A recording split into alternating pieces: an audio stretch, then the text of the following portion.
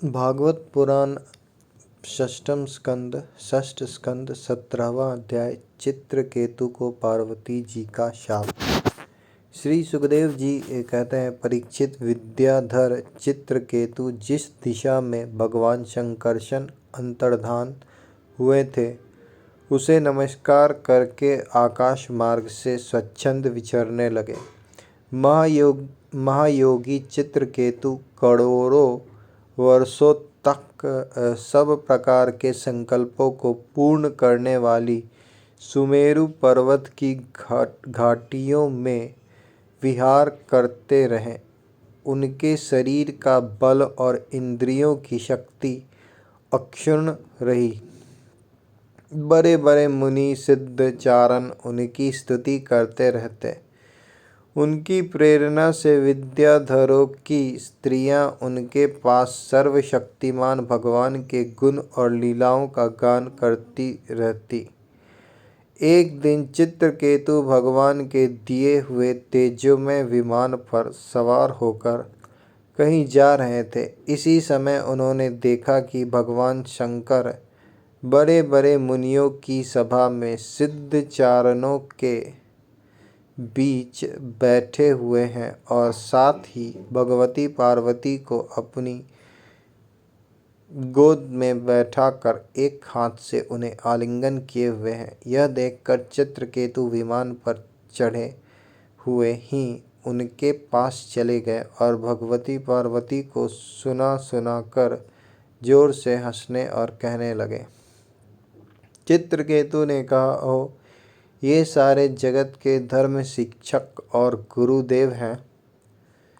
ये समस्त प्राणियों में श्रेष्ठ हैं। इनकी यह दशा है कि भरी सभा में अपनी पत्नी को शरीर से चिपकाकर बैठे हुए हैं। जटाधारी बहुत बड़े तपस्वी एवं ब्रह्मवादियों के सभापति होकर भी साधारण पुरुष के समान निर्लज्जता से गोद में स्त्री लेकर बैठे हैं। प्रायः साधारण पुरुष भी एकांत में ही स्त्रियों के साथ उठते बैठते हैं, परंतु ये इतने बड़े व्रतधारी होकर भी उसे बड़ी सभा में लिए बैठे हैं। श्री सुखदेव जी कहते हैं, परीक्षित, भगवान शंकर की बुद्धि अगाध है। चित्रकेतु का यह कटाक्ष सुनकर वे हंसने लगे, कुछ भी बोले नहीं। उस सभा में बैठे हुए उनके अनुयायी सदस्य भी चुप रहे। चित्रकेतु को भगवान शंकर का प्रभाव नहीं मालूम था, इसी से वे उनके लिए बहुत कुछ बुरा भला बक रहे थे। उन्हें इस बात का घमंड हो गया था कि मैं जितेंद्रिय हूँ। पार्वती जी ने उनकी यह धृष्टता देखकर क्रोध से कहा। पार्वती जी बोली, अहो, हम जैसे दुष्ट और निर्लज्जों का दंड के बल पर शासन एवं तिरस्कार करने वाला प्रभु इस संसार में यही है क्या? जान पड़ता है कि ब्रह्मा जी, भृगु, नारद आदि उनके पुत्र सनकादि परमर्षि कपिल देव और मनु आदि बड़े बड़े महापुरुष धर्म का रहस्य नहीं जानते। तभी तो वे धर्म मर्यादा का उल्लंघन करने वाले भगवान शिव को इस काम से नहीं रोकते।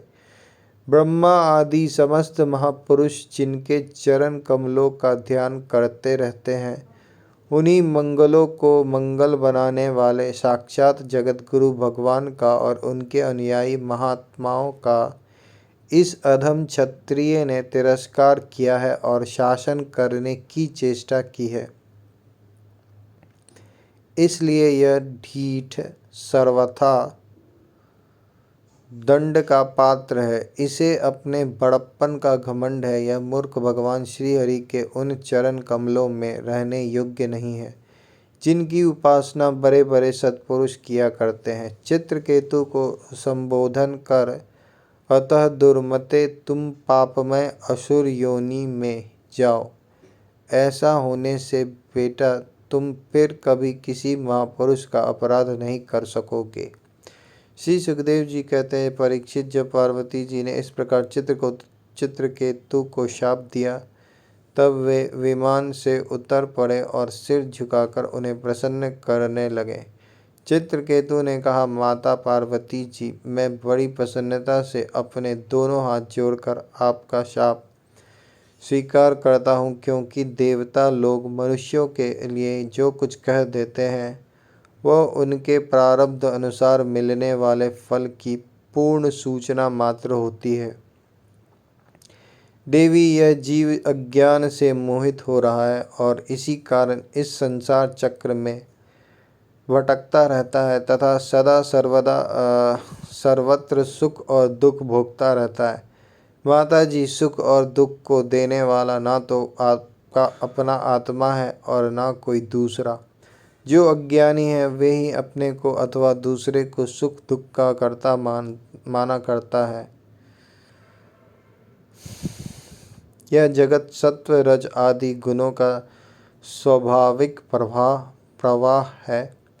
इसमें क्या शाप, क्या अनुग्रह, क्या स्वर्ग, क्या नरक और क्या सुख, क्या दुख, एकमात्र पूरी परिपूर्णतम भगवान ही बिना किसी की सहायता के अपनी आत्मस्वरूपिणी माया के द्वारा समस्त प्राणियों की तथा उनके बंधन, मोक्ष और सुख दुख की रचना करते हैं।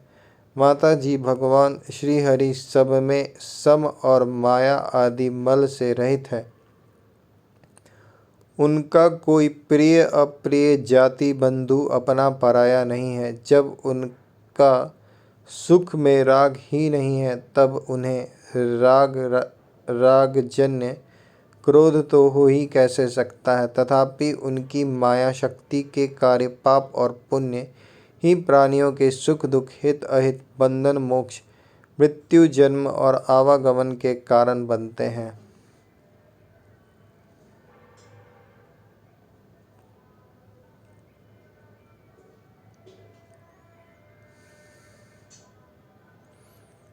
पति प्राणा देवी, मैं शाप से मुक्त होने के लिए आपको प्रसन्न नहीं कर रहा हूँ। मैं तो यह चाहता हूँ कि आपको मेरी जो बात अनुचित प्रतीत हुई हो उसके लिए क्षमा करें।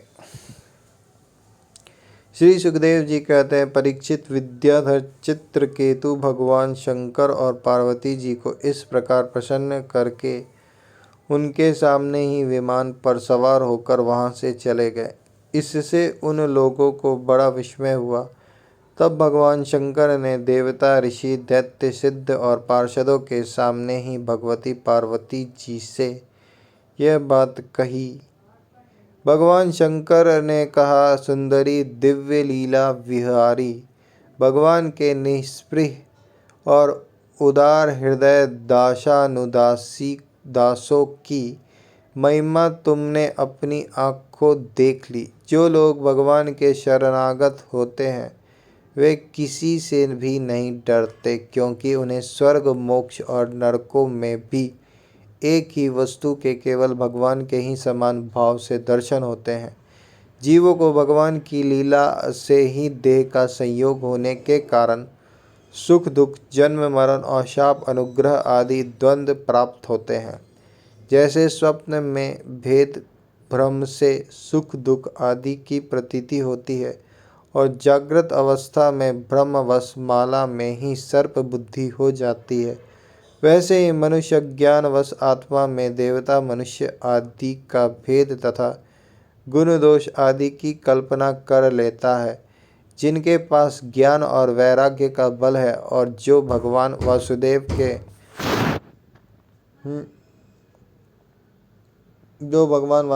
के चरणों में भक्ति भाव रहते हैं, उनके लिए इस जगत में ऐसी कोई भी वस्तु नहीं है जिसे वे हे या उपादेय समझकर राग द्वेष करें। मैं ब्रह्मा जी, सनकादि, नारद, ब्रह्मा जी के पुत्र भृगु आदि, मनु और बड़े बड़े देवता कोई भी भगवान की लीला का रहस्य नहीं जान पाते।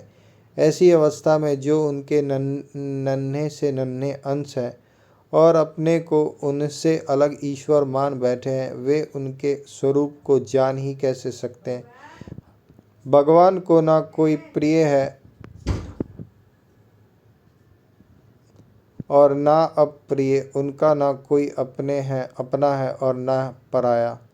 वे सभी प्राणियों के आत्मा है, इसलिए यह सभी प्राणियों के प्रियतम है। प्रिय यह परम भाग्यवान चित्रकेतु उन्हीं का प्रिय अनुचर, शांत एवं समदर्शी है, और मैं भी भगवान श्री हरि का ही प्रिय हूँ।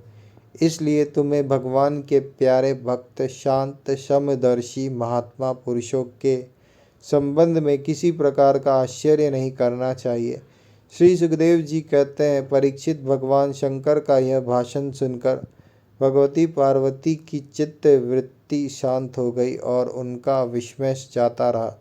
भगवान के परम प्रेमी भक्त चित्रकेतु भी भगवती पार्वती को बदले में शाप दे सकते थे, परंतु उन्होंने उन्हें शाप न देकर उनका शाप सिर चढ़ा लिया। यही साधु पुरुष का लक्षण है।